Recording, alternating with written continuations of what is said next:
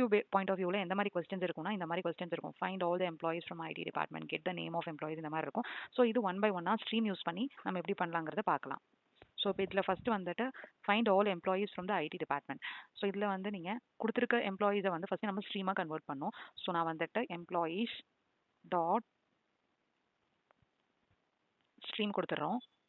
So stream of எம்ப்ளாயிஸாக convert ஆயிடுச்சு. So stream கொடுத்ததுக்கப்புறம் தான் நம்மளோட ஜாவா 8 மெத்தட்ஸ் எல்லாமே ஸ்ட்ரீமில் அவைலபிளாக இருக்கும். ஸோ அதை யூஸ் பண்ணிக்கலாம். ஸோ ஃபஸ்ட் என்ன கேட்டிருக்காங்கன்னா find all employees from the IT department. So அப்போ இங்கே வந்து என்னென்ன டிபார்ட்மெண்ட்ஸ் இருக்குது பார்த்தீங்கன்னா ஐடி, ஹெச்ஆர், ஃபினான்ஸ், இந்த மாதிரி 3 டிபார்ட்மெண்ட் இருக்குது. நம்மளுக்கு ஐடி டிபார்ட்மெண்ட்டோட எம்ப்ளாயிஸை மட்டும் பிரிண்ட் பண்ணணும். ஓகேவா?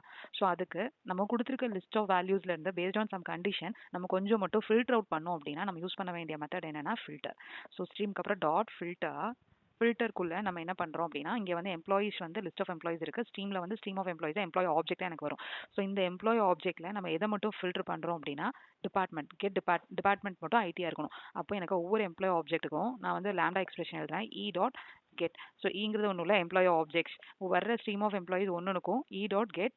இதில் என்ன மெத்தட் யூஸ் பண்ணணும்? கெட் டிபார்ட்மெண்ட் வந்து dot equals ignore case.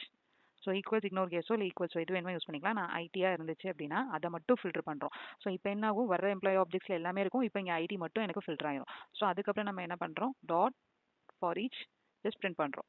System dot out method reference println. Okay.